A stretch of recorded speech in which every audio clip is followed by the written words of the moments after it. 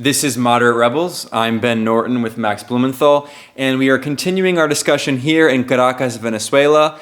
Diego, do you want to explain who you are for people who didn't watch part one? Although I don't know why you would watch part two. I'm a Venezuelan journalist. I work with the Misión, Verdad organization, and we are keeping track of what has been going on in our country for a lot of years now.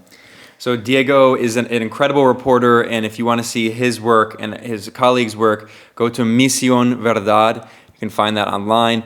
In the first part of this episode, we focused a lot on the kind of history and philosophy behind the Chavista movement, and we talked a little bit about what we're going through today with this U.S.-led coup attempt. And in this episode, in part two, we're going to really continue focusing on the last few years in Venezuela, specifically the years since 2013 with the death of Hugo Chávez and the election of Nicolás Maduro, and the tightening of the noose, really, or at least the screws by the U.S. and its economic warfare.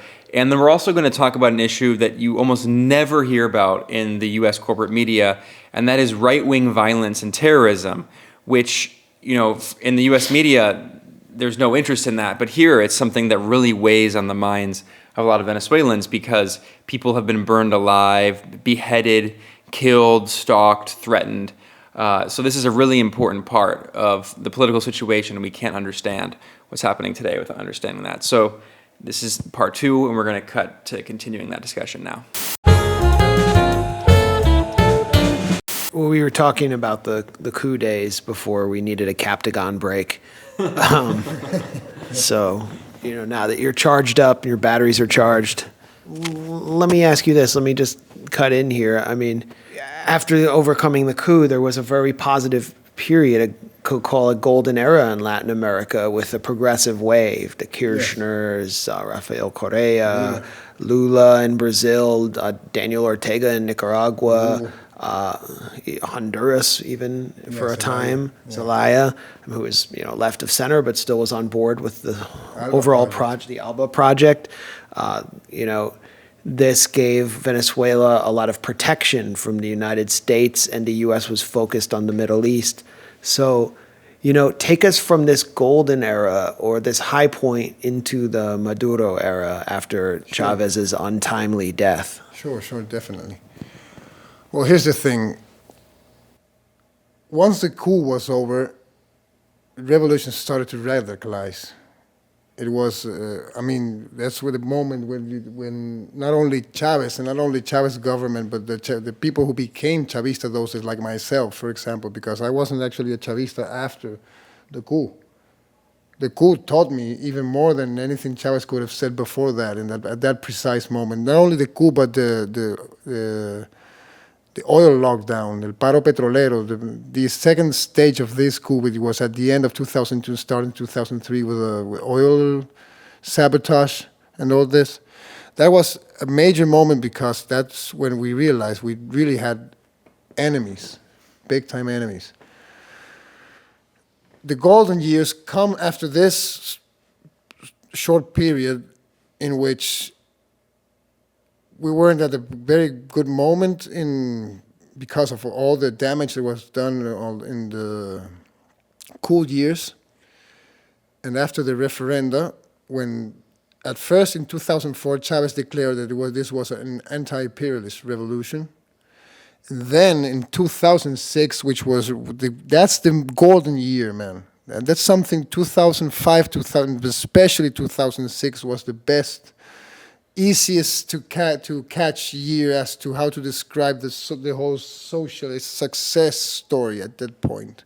And that's when Chavez made his famous appearance at the UN. That's the same year that the Smells Like Sulfur scene where happened. I mean, let's cut. Let's cut a few seconds of that. All right, it's just too delicious to do. Yesterday, the devil came here. Right here. Right here. And it smells of sulfur still today. This table that I am now standing in front of.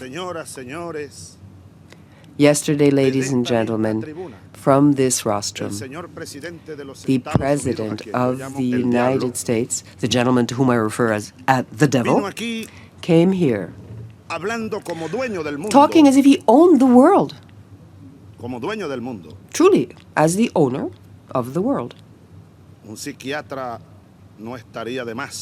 I think we could call a psychiatrist to analyze yesterday's statement made by the President of the United States. As the spokesman of imperialism, he came to share his nostrums. The thing is, it was a year that everything was, I had 23 years. I was working, I was the first generation to build up the first publishing, the massive Venezuelan publishing house at that moment. That was the moment where the Ministry of Culture was created, among other platforms, as in the film industry. It was a moment that they started to worry or take care on things that were, they were not the main priority, as in stopping famine, as in stopping death, as in stopping health issues, as in curbing illiteracy. So it was a very undisputable moment. And the other thing is that the year before, the opposition boycotted the elections, the parliamentary elections, and they didn't participate in the elections. So we had a 100% Chavista parliament that from 2005 to 2010. That's also a very important detail to hold on, because that's the other moment they boycotted and they rejected participating in, they refused to participate in elections was when Maduro was elected the second time. That's the important thing about that. It's that there's also a precedent to what happened May 20th in 2018 when Maduro was re-elected. I just want to point out that detail. The thing is, it was a year that actually the revolution declared itself socialist. That's when socialism actually comes.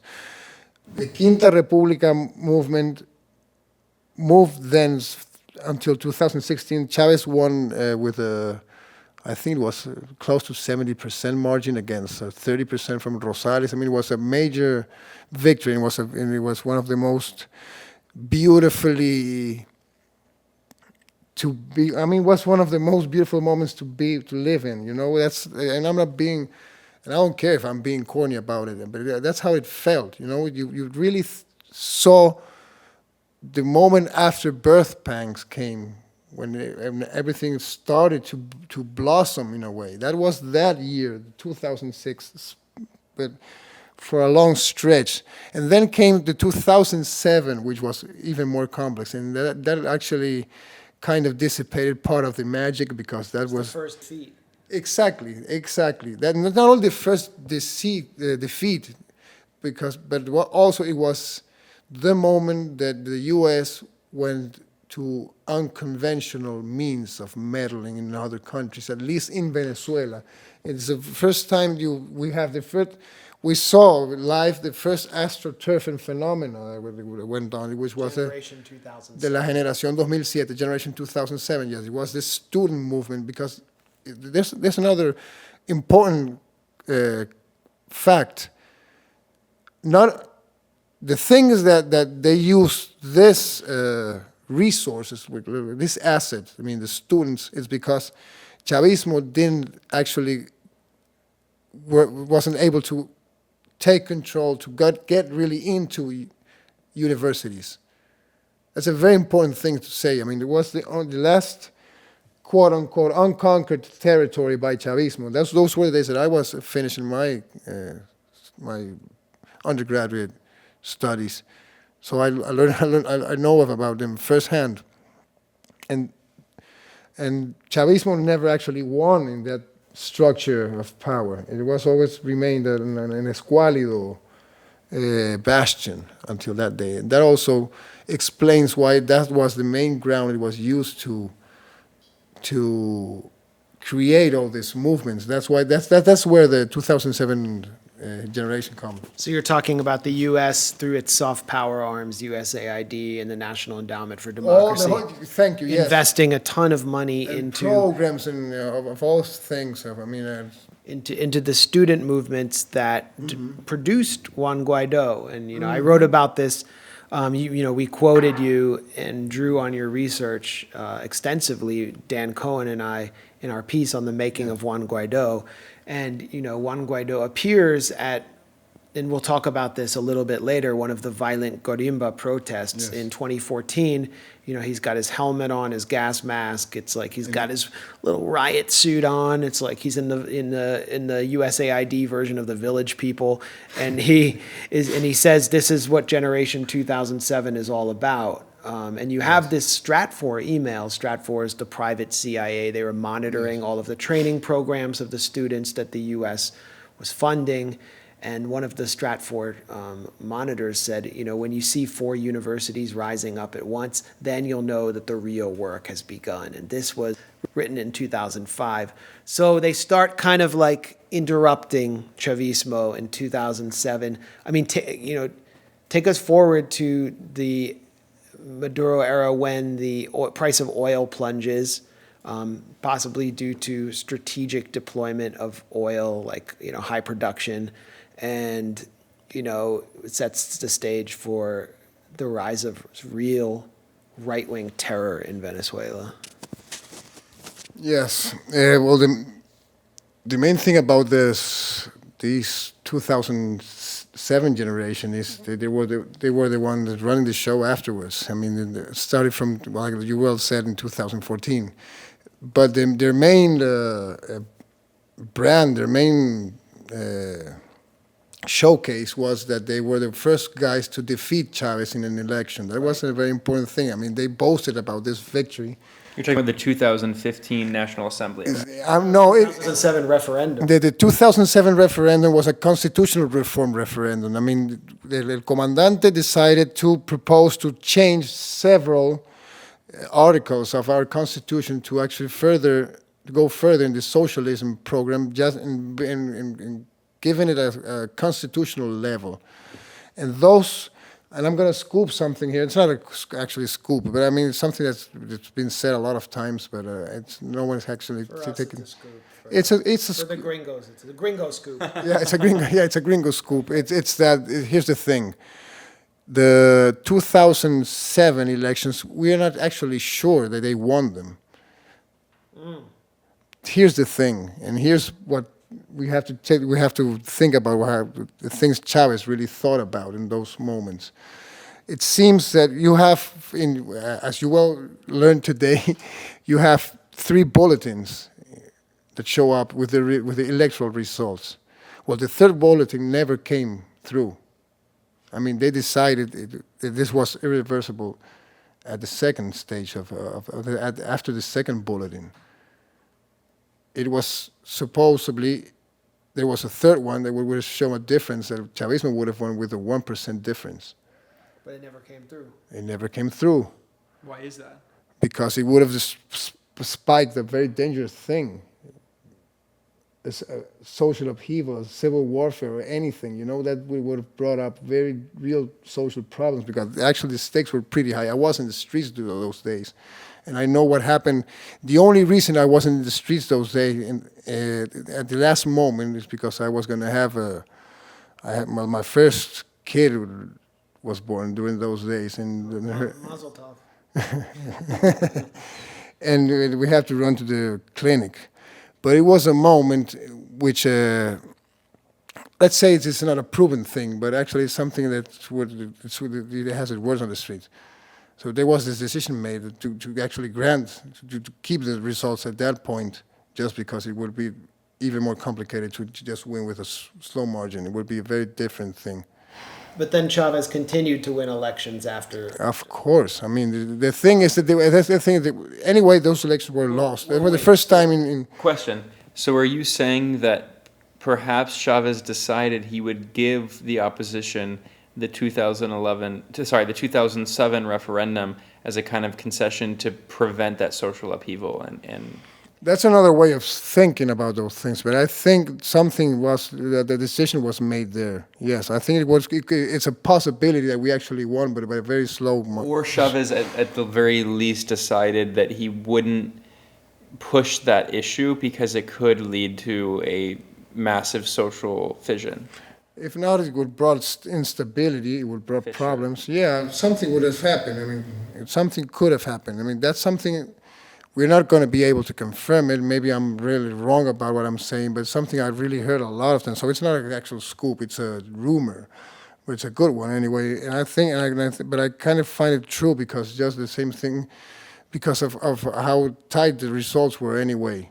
It was a very, very, very, very short difference between one party and the other. The important thing about this is that these results were acknowledged. And that's the main merchandise article they use several years afterwards. What happens after 2007 until 2013, it would be the days that were the most intense about internal debate. That's how I remember them, as in a lot of critiques going on, a lot of discussion going on what socialism is and what the revolution could be, and this sort of things. Of course, you have the 2009 referenda, there was won by a wide margin by Chavismo. Then you have the 2010 results in the National Assembly. Then you have the 2012 election, which was the highest participation ever, with the highest results also. I mean, you had the 8 million voters for Chavez, and Capriles had 6 million voters back in 2012. So in how many elections we're counting already? 5 since 2007. And then you have, in 2012, you also have the regional elections, we're talking about 8 or 9 elections going on, which were also before the National Assembly in 2015, which were also won by Chavismo fair and square. The thing is that all those years of internal debate we're talking about, it was a moment, perhaps it was not that meaningful in what happened outside, but in the inside are very important because there were a lot of discussions went on until in 2011, the Comandante declared he had cancer publicly. That started changing everything. That's a very important moment. That was the first shock. Still, everybody trusted what was going on and what would happen, and everybody was, but it was the first shocking news about how things were going to really change after this. And then came, of course, the 2012 elections, and then December the 9th, 2012, when Chavez announces that he's leaving to Cuba for treatment, and if anything happens, we should all vote for Nicolás Maduro in this case. That was his decision of who should actually run things afterwards if he dies. In that moment, Nicolás Maduro was vice president. And when El Comandante died, 5 days after that, being Maduro the interim president, he had to use Article 2033 and call for elections a month after that. So bear in mind this small detail in context, as in this the same article they're using right now to legitimize the National Assembly as the official leadership of Venezuela. Exactly, and there's no such thing. It's not contemplated in the article. Well, first of all, Article 233 allows the calling of elections it requires the calling of elections in 30 days if the president is dead, incapacitated, or simply unable to perform their duty in office. Yes. Nicolás Maduro, unless he is a Russian bot, is alive. Am I correct? Yes, I think so. I mean, we're jumping forward, but just getting technical. He has the mental capacity to do his job. He gave a pretty rip-roaring speech against Trump last night. There's nothing else except that the U.S. has not declared that they don't like him. So, but back to Chavez dying,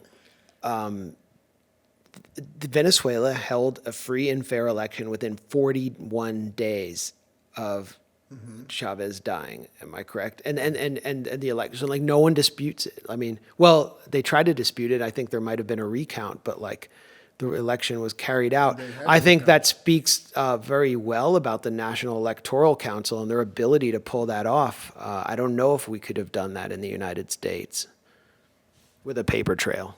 Well, but that's a very important feat you're talking about. I mean, how the electoral body has been able to solve these complex situations, that sort of moments.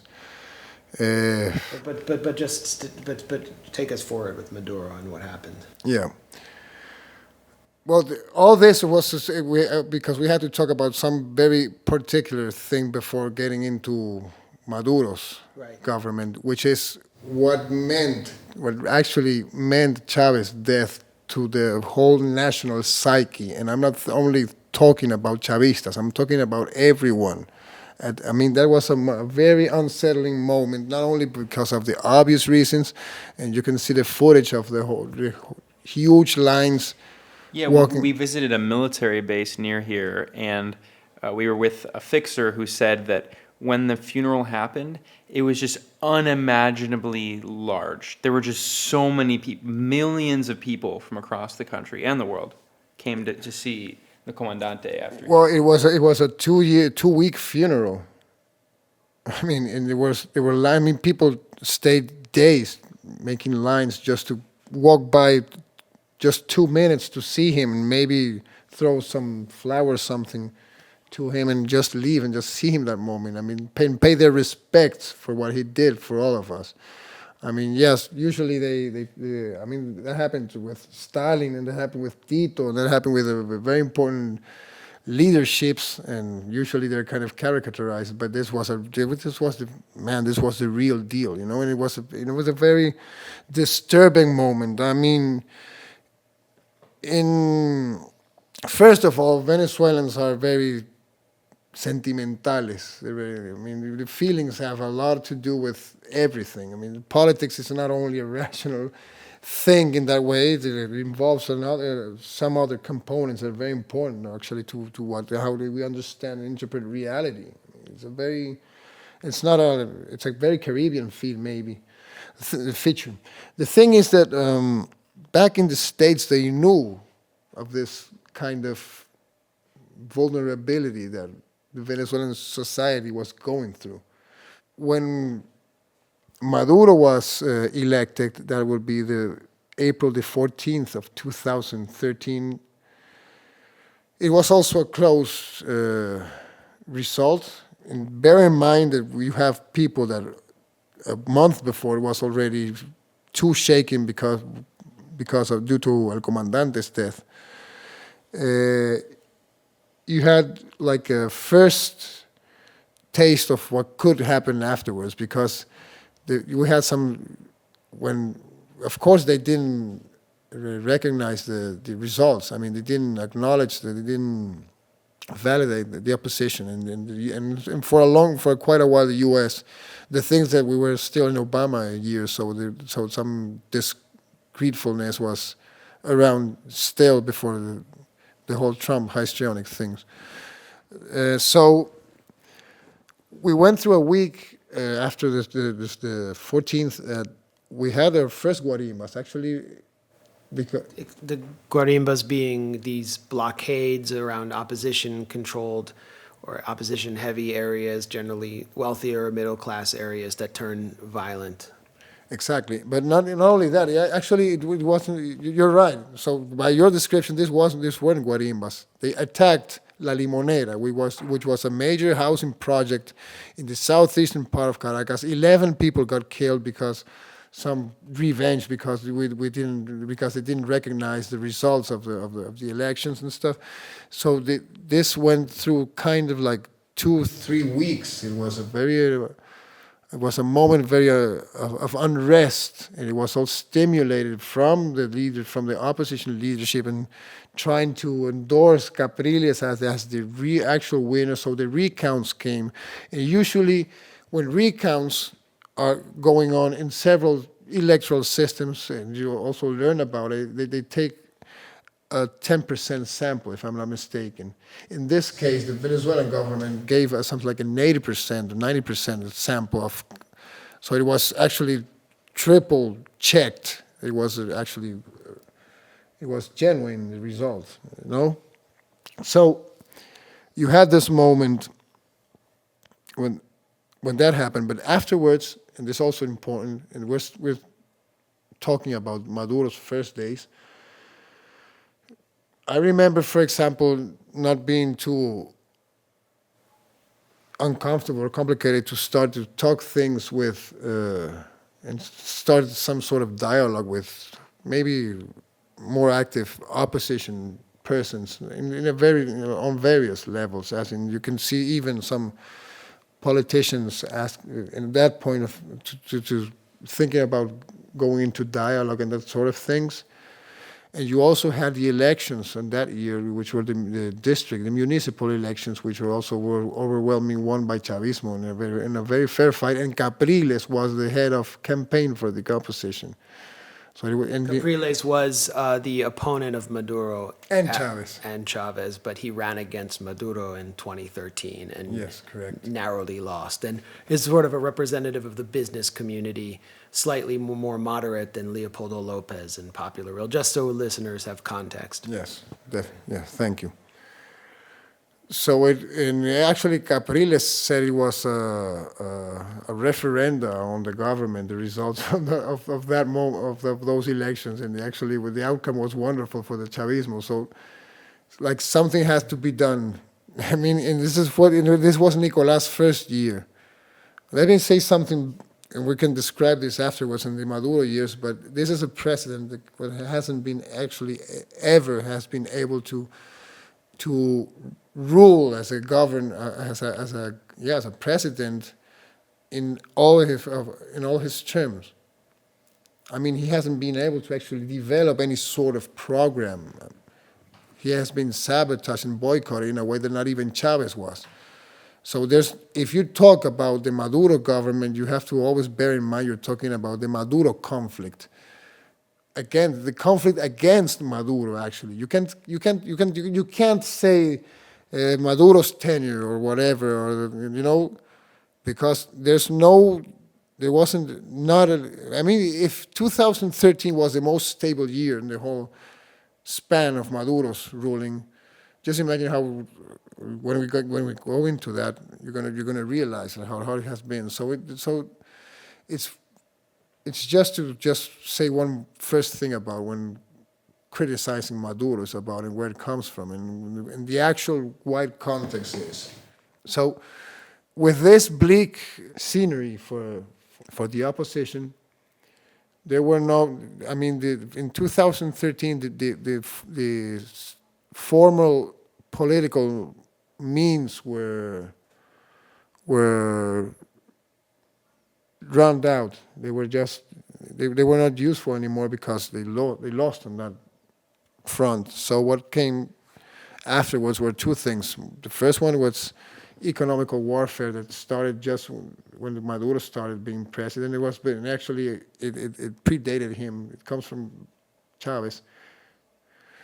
It really starts with Obama declaring Venezuela a national security threat, I think in 2015. The difference is that that's the moment that all this becomes de jure.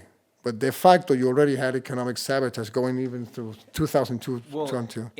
Of course, the U.S. backed the 2002 military coup against Chavez, but I think what you're saying is that a lot of the economic warfare began internally. So you have capitalists here in Venezuela hoarding goods, you have massive speculation to raise prices, and you have a concerted attempt by the business community, because there still is a significant capitalist class, and they're trying to sabotage government programs. Is that the beginning of the economic war? Yes and no. Sorry, because that's true what you say, but I've actually find that the moment that the economical warfare started was in 2002. So we're saying with why? The oil. Not only with the oil sabotage, but with the U.S. refusing to sell F-16 parts to Venezuela in 2002. That's the moment. That's the template, parts. Right.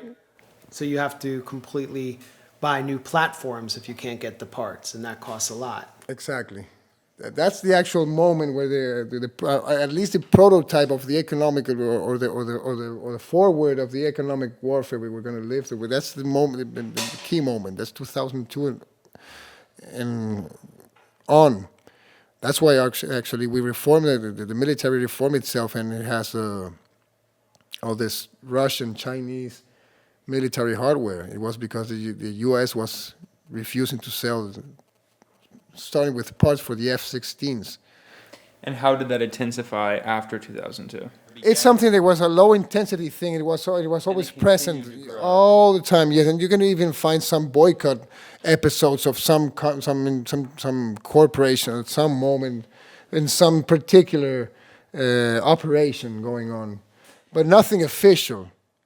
And then the kind of massive turning point, the kind of watershed moment, is when the Obama administration strategy is to try to pursue rapprochement with Cuba and kind of open relations with Cuba, while at the same time trying to push a wedge between Cuba and Venezuela and declaring Venezuela a supposed national security threat.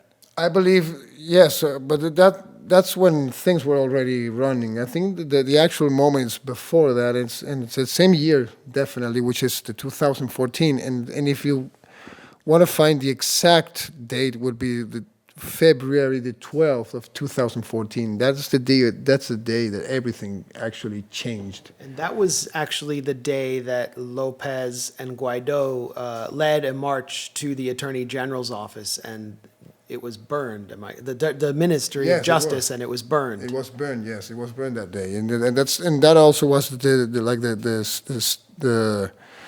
By it was burned, we mean the opposition burned it. We're talking about people who knew what we were going to do. We can't talk about the opposition because there was a lot of well-intended oppositors. We're talking about the most radical. They were in the march in the rally, and they've been trained before that. We already kind of talked about that, and yes, and they were all under the popular will and Maria Corina Machado radar.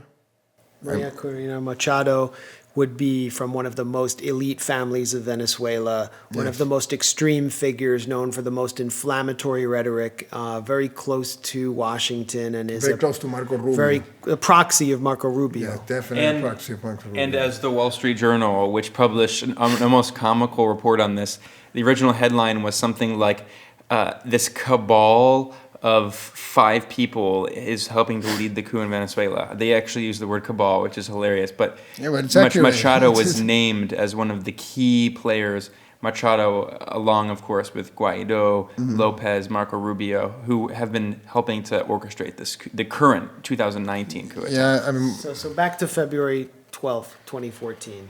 Yeah, well, you know something? We actually have to go back 10 years, 10 days, sorry, 10 days, just 10 days. About 200 years. yeah, 10 Let's days. go back to Simon Bolivar. Yes, sorry. You can't understand Maduro until you understand the history of Simon Bolivar. Yeah, obviously. sorry, 10 days. I'm talking about February the 4th. Why? Because that day, that was the pre-rally meeting. It was also a public event, and they also gave them this poll about how do you think that we should get rid of this government. I'm not inventing anything. That's what she actually says. I mean, I wrote a piece about that poll. Why I'm saying this? Because once you check, and I'm just going a little bit forward with this, where the narrative of the Obama decree starts, it starts on February the 4th of 2014. They call it the day the repression started, which is not true. It's inaccurate, but that's the ground zero of where the narrative of the sanctions comes from. So it was also a thing that had to be done. It doesn't matter if you had the Leopoldo being in prison afterwards and all that sort of things that happened. But this is the setting the basis to what will be sanctioned a year after.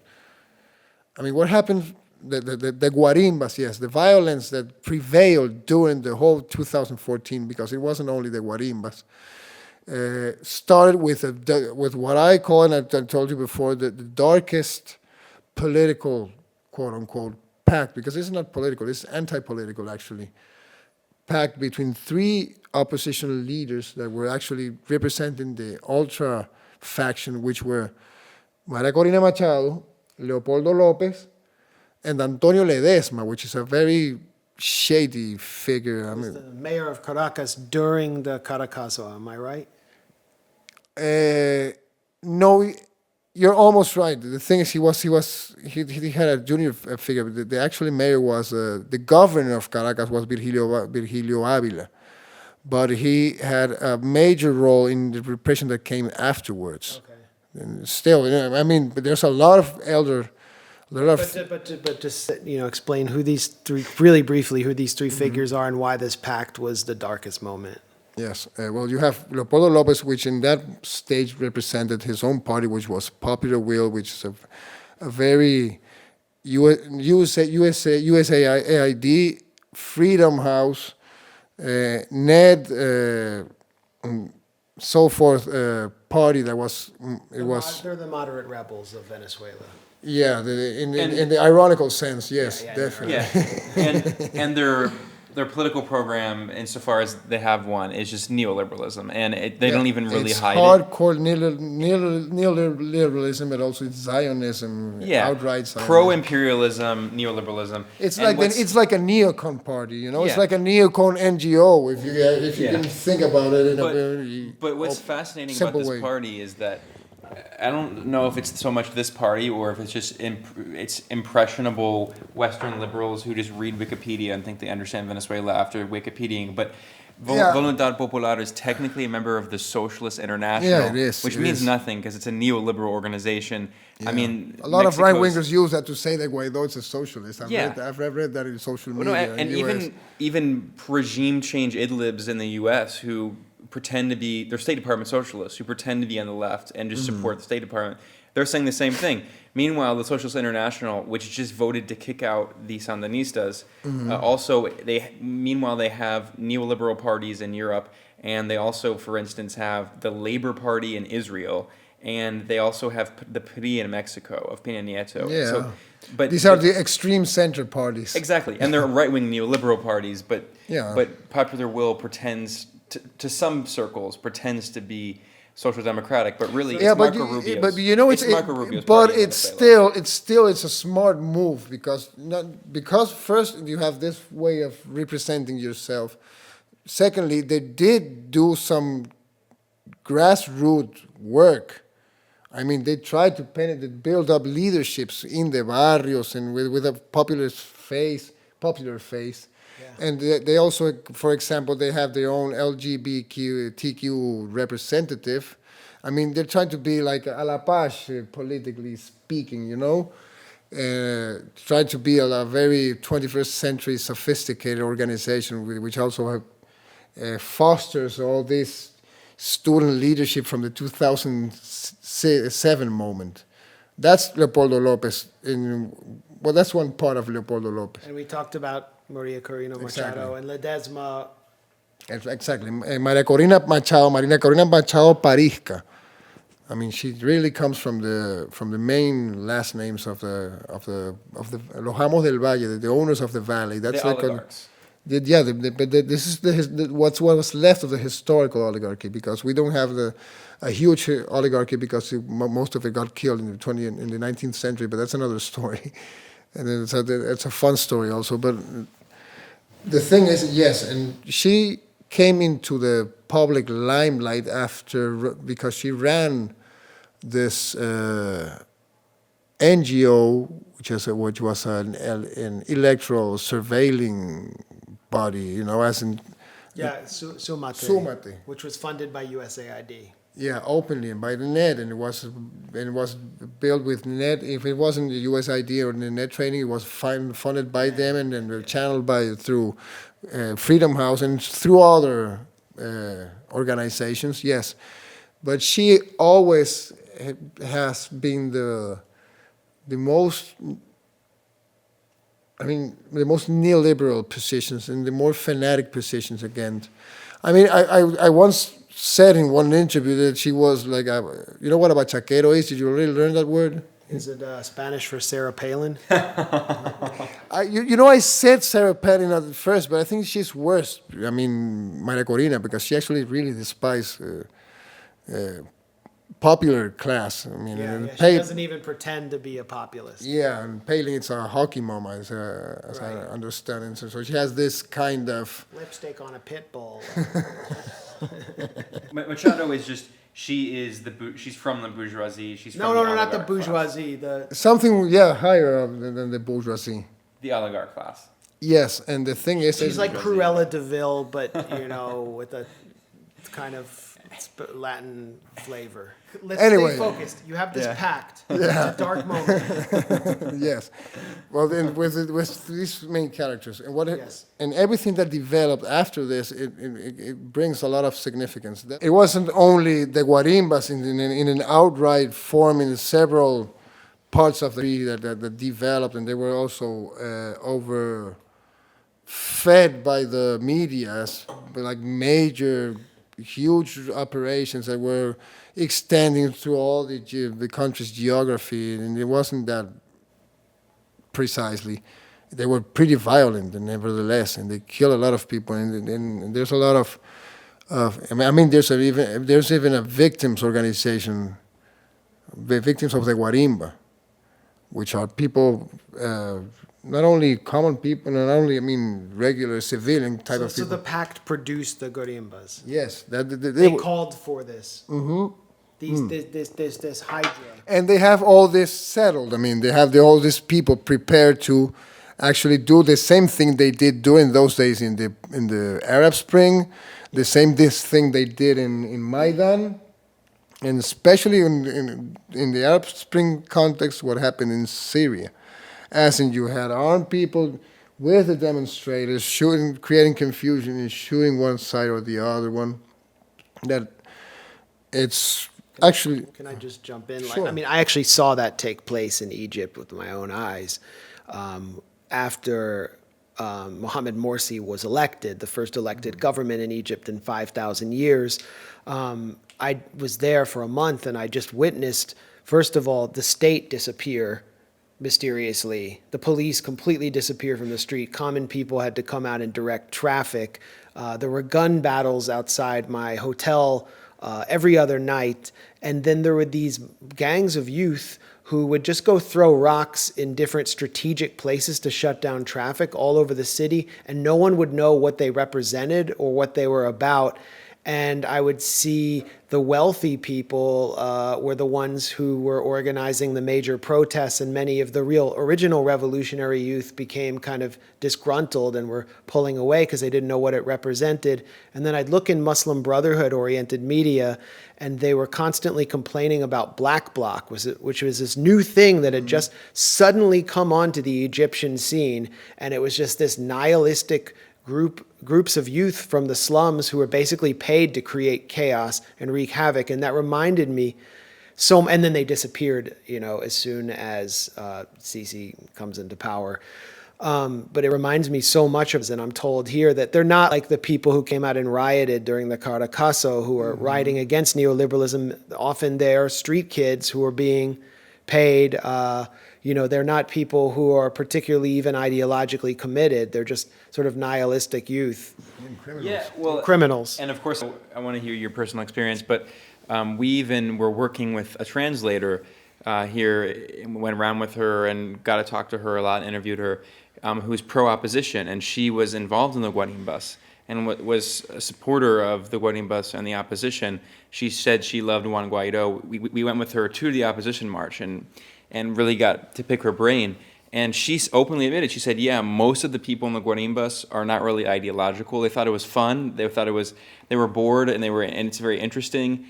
And even more than just that, she could even see, she as a political supporter of the opposition, she could even see, she was like, yeah, most of them, they just went away after the guarimbas end, and they're not part of a sustained political movement. They were in there in that moment, and unlike her, who's a supporter of Juan Guaido, they'll just go along with whatever is happening in that political moment. This is very much like what emerges from Gene Sharp's strategy of nonviolence, which is actually extreme nihilistic violence, because he advises and demands a strategy of total non-negotiation, being completely apolitical and just resisting completely what he calls the dictator, which is pretty much anyone the U.S. decides it wants to overthrow.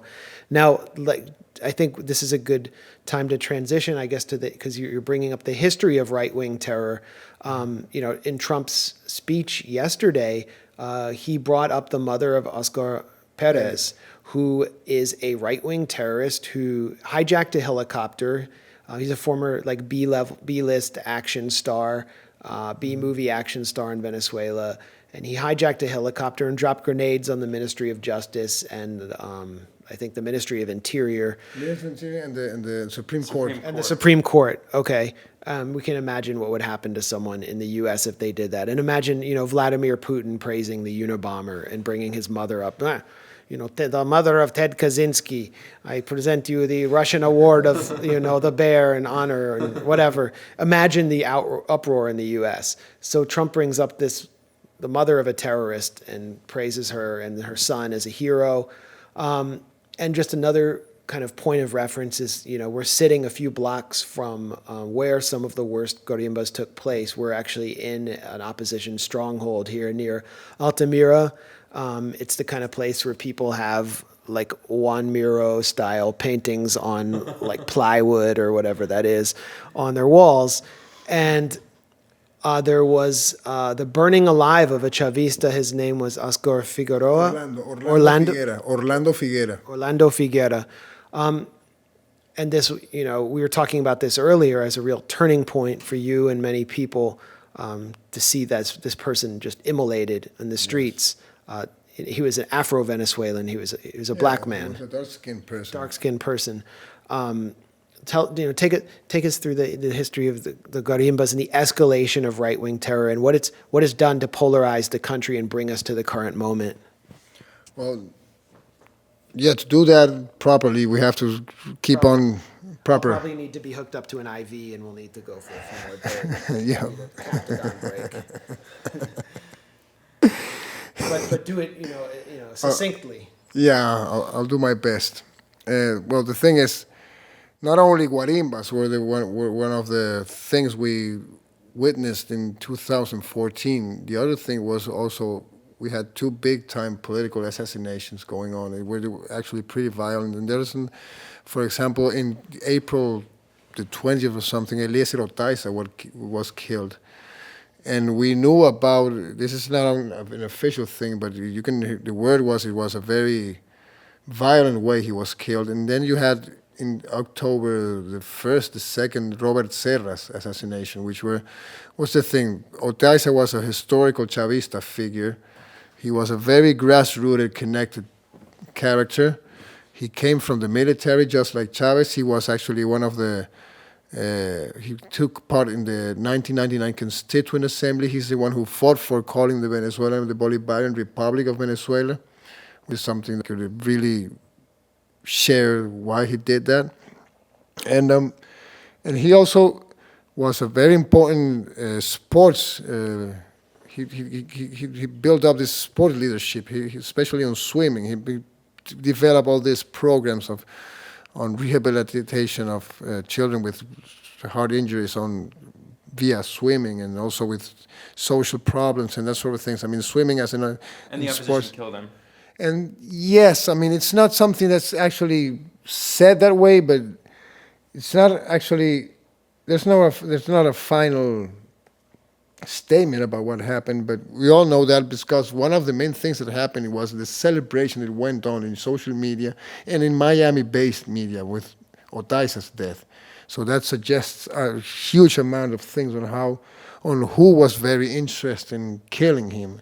And correct me if I'm wrong, but he died or was killed in the district controlled at the time by David Smolansky of the Popular Will Party, who was brought up to stage or named in Trump's speech yesterday. Yes, definitely. That was El Atillo district, and I think it was already run by Smolansky. And it doesn't matter if it was run by Smolansky, but that's a police department, a police body that was developed with one guy that was trained with anticastristas, the Israelis, and I mean the matrix where all this new generation of Guaidos and Smolansky comes from. So it's we're talking about anyway the same tradition, because I'm not sure if it was that Smolansky was already the mayor of El Hatillo, but I'm pretty sure it was. Anyway, I think it was a very shocking moment, and so we had three forms of terrorism going on that started overtly in Venezuela. In 2014, we had political assassinations. We had we had guarimba on steroids, and we had economical violence. We had the three of them. And remember, you said at the start of this episode, you talked about the oil prices plunging that happened in 2014. And yes, that's a major factor to set up the conditions that brought us to the actual moment we're in right now. And so, where are we going? Where do you see this going? I mean, I talked earlier, if anyone watched this all the way through, I talked earlier about where I thought it was going and where I heard many people think it's going, which is actually kind of a protracted, escalated war on Venezuela rather than, an attempt to do regime change in one blow, Libya style. Where do you see it going? And what is the role of Juan Guaido going forward and his crew? Well, the main thing is that during these years until now, and you have to also remember the 2017 guarimbas, which was like at a higher scale of a higher stage of the 2014 guarimbas, and then with all this international tuning to what was happening and all the intoxication that was built up with the mainstream media and with social media. And so the main conclusion about this year's, we can talk about Maduro's governance specifically afterwards, and then and the thing about mistakes and everything. But the thing is about those years is that they tried everything, every kind of move that would be able to actually bring forth that dramatic, effective and short-term regime change operation that would have changed everything, and it didn't happen. It didn't happen for a lot of reasons. I think we've been talking some of them a lot at this moment. And the thing is that now I think they ran out of resources. I mean, indirect resources, and how to develop this sort of thing, to find an indirect approach to it. So that's why they're running the show directly right now, and that's the protracted part of it. I mean, because I think they miscalculated, and they thought they were just because calling a random dude to be president would be enough to make the military and the political establishment to run into this new president's arms in order to save themselves and to change everything. It's actually a descriptive symptom of these failures we're talking about. Right. And so,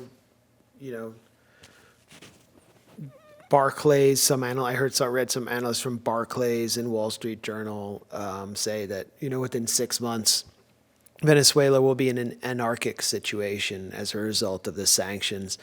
And so it's nice to see in mainstream media the U.S. economic war and the effects of it being acknowledged. But at the same time, those kind of predictions remind me of what I read about Cuba during the special period when everyone was predicting it would collapse, and they held on and managed to kind of develop. So to what extent do you see those being viable predictions? Where are we going to be 6 months from now if on February 23rd there isn't some game-changing event? I always remember that when people ask me what do I think or what could I expect that's going to happen from here to 6 months, I always have to say that I'm not even able to predict what's going to happen the day after tomorrow. And that's not a new thing. It's something that's been this way during the whole these years. So it's not an easy prediction, because actually that's another thing.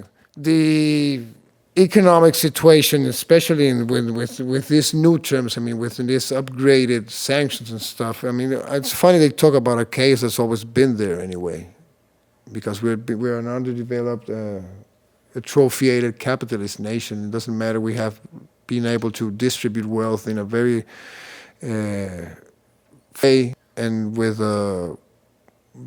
this also we're able also to develop our own narrative, our own philosophy, and why we do it and where it comes from and all this, and also to endorse socialist programs and this sort of things. The thing is that it's really a very unpredictable situation, even in neocon terms, as in there's a lot of miscalculation going on what could happen in Venezuela. And there's also, besides that, there's also a huge amount of unpredictability. That's something that not only Venezuelans have, but also the Maduro government has been able to turn around things. And I'm thinking about, for example, what the calling and to vote for a new constituent assembly meant in the political landscape during those days. That actually changed everything. When the voting went on, I mean, before the voting went on, of course, it was one of the most violent moments. It kind of resembled what happened in East Timor. This moment that they have to hold on just one more day so they can acknowledge and vote for Sanana Guzmão and become independent and the whole thing. It was kind of that sort of political situation. You had people on the opposition actually attacking National Electoral Council Exactly. offices, dragging voting booths out into the street and smashing them, and they held on. You even have several... there's video of this. Yes, there's video. In El Paraíso it happened then, for example. But not only that, you had a lot of voting districts in the eastern part of Caracas that, due to the guarimbas, were all taken to one place, which was in the southwestern part of the city, which became like a major polling station to people that weren't able to vote in these sectors of Caracas because there were going to be violent situations going on. So in order not to compromise people that were willing to vote in favor or against the Constituent Assembly, they went to vote to a major voting center that was not improvised, but it was like an emergency post. You had to drag a lot of. You have a lot of polling stations here, polling schools, the place where we vote in public schools or in private schools in districts. So you had a lot of places where you weren't able to vote because of the guarimbas in the eastern part of the country. So the electoral body had to find a place where these people could vote. And so they chose a major event center. It's called El Poliedro de Caracas, where most of the big expos and concerts goes on, to actually find a way so these people could actually exercise their right to vote without being without being in a guarimba menaced sector of Caracas. So thank you, America, for this great democratic moment. Well, and what you're reaffirming here, while we're winding up, is that at every stage, especially in recent years, but going back, of course, to the 2002 coup and the oil lockout, at every stage, extreme right members of the opposition, including the leadership that Washington has hand-selected to be the leaders of this so-called coup regime that has no authority in any way, other than what Washington tries to recognize, these people, these opposition leaders, have resorted to violence and have refused to engage in democratic processes. They have tried to stymie and subvert the very real democratic institutions that exist in Venezuela. And the fact that these institutions continue to exist is a testament to just how democratic Venezuela has been throughout the process of the Bolivarian remember Revolution. one thing, they do all this unless they were the one that won those elections, just like in 2007, just like when they get some strategic places in 2010, and the same, of course, in the 2015 election in the National Assembly. So those moments, it doesn't. All what you said, which is actually accurate, didn't matter at that moment. Just in that moment. And Well, because the point is that the opposition very clearly, they want regime change. That is their priority, and they will engage in different tactics. And sometimes engaging in democratic processes when they win is advantageous, but they don't care about democracy. They care about ousting Maduro and destroy. And it's not just about by Maduro. any means necessary. Destroying any semblance, any vestige of Chavismo that is left in Venezuela. So It's exterminationist. I believe so. you believe? Okay, I mean, I don't want to extend this interview much because Ben's yawning, and you're not supposed to yawn on camera. You seem kind of tuckered out. Yeah, it's late here. But this is an interesting point. Looking forward, you both agree that that the agenda of the figures who are at least at the forefront of the opposition right now with U.S. backing is exterminationist, which means that there would be, if they were to gain power, some kind of purge of Chavista elements, a violent purge, which I actually saw take place in Nicaragua when parts of the country were rendered lawless and put under the control of a violent opposition.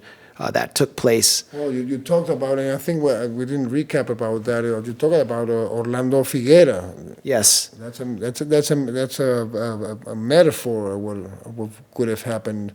I mean, it hurt in a way. It wasn't because only Chavista, but because why in hell is this happening in this society when that wasn't supposed to happen? I mean, it was a very artificially placed thing. A man being burned alive in the middle of the street. And being recorded by several cell phones, you know. And who was not even a Chavista. Yeah, I mean, his mother was definitely a Chavista. That's an important thing. We don't know, and they say Orlando was, but it doesn't matter if he was. That's another very important thing, and there's also a sidebar. I'm sorry, but I have to bring it also. This is not an ideological discussion. This is a survival thing. You know, it's a matter of sovereignty. It doesn't matter if you're Chavista or not. I mean, we're gonna lose everything. We're gonna lose a whole country if we don't do something about it. And it has to do with if you're socialist or not. You have to do if you cherish a little where you live and where you have been grown up. Well, it's also a complete loss of national sovereignty. Exactly. Well, that's the same way. The same way to say it's a national suicide. I mean, it's a way of dying. But let's focus on this exterminationist point that I brought up. I mean, it's not something that I came up with. It's something that I've heard not just from you, but from several people, many people here in Venezuela who've been part of the Chavista movement, and they say that the opposition wants to destroy every single existing vestige of Chavismo and exile, imprison, or even kill us. Yeah, you can take it that you can take that on several layers. I mean, you have this. For example, you have there's a speech level when they just talk about in these terms. Then you have the people that we're going to run policies. They're going to be oriented in that sense, and then you have the people that make the big frame thinking. They are not in Venezuela. They're in the U.S. and they're transatlantic movements that actually need not only to control the resource in Venezuela, but they need to uproot every precedent, every form of political organization that could show us an example of how to run things successfully. Well, that they're going to have to confront the colectivos. Yeah, for example, that's a good thing. But colectivos are actually a limited thing. Colectivos are actually people that organize their specific community. I mean, the best side of colectivos, we talk about that also. But, for example, the colectivos are actually more into social working, as in keeping their own streets clean, as in food, as in feeding, as in security organization, and of course, yes, and also self-defense. Not only self-defense from a foreign enemy, but also self-defense against drug traffickers, against criminal structures that are actually going to bring it could be dictatorships, local dictatorships, if they take hold of some. This is the role that historic combatants who fought the Contras in Nicaragua play. It's the same thing, exactly. And it's why Nicaragua has such a low violent crime rate. That's a good example, yeah. And in Nicaragua, well, they learned the lesson even better than we did in that front. And yes, the thing about the colectivo role is it also has been misused and also, of course, misguided. As in, of course, you have the main spins about colectivos, but you also have some criminal organizations that actually call themselves colectivos in a matter to camouflage with this armed, organized community thing, but actually not being colectivos. They're just criminal structures that call themselves colectivos so they can steal and do things. So that also has helped out in giving colectivos, in a general sense, a bad name. But my point was that were the opposition to gain power, they would have to dismantle all of the communal structures that have been kind of incorporated into the state. Yes, the correct example of that. It's not the only one, but they would have to bring down, they have to uproot a lot of community structures. And then, correct me if I'm wrong, but a member of Voluntad Popular, which is the party of Juan Guaidó that the U.S. has selected as the coup government, a member of this party has said in the past that they want, quote, the Pinochet option. And Pinochet's party in Chile just endorsed Juan Guaidó. So. Yeah. Well, I think you can find the most outspoken examples on how much they're willing to push that agenda in Venezuela. I mean, that's a very dangerous thing. And yes, of course, I mean, these are Uribe admirers. I mean, these are people that actually have meetings with, not only with Álvaro Uribe, but everything that's not public about Álvaro Uribe that still goes on. I mean, You're talking about the former right-wing president of Colombia who's notorious for being a sponsor of death squads. And Pablo Escobar. Yes, I'm talking. I mean, think about this, and think about this when you think about what's going on in the Venezuelan border. At the same moment we had Chavez, Colombia had Uribe. Yes. Uribe is a political game changer in the Colombian context, but in the far right. Right. It's a tragedy. And we're seeing that dynamic play out again with Iván Duque and Maduro and the clash on the border. Not to mention the uber-fascist Bolsonaro in Brazil.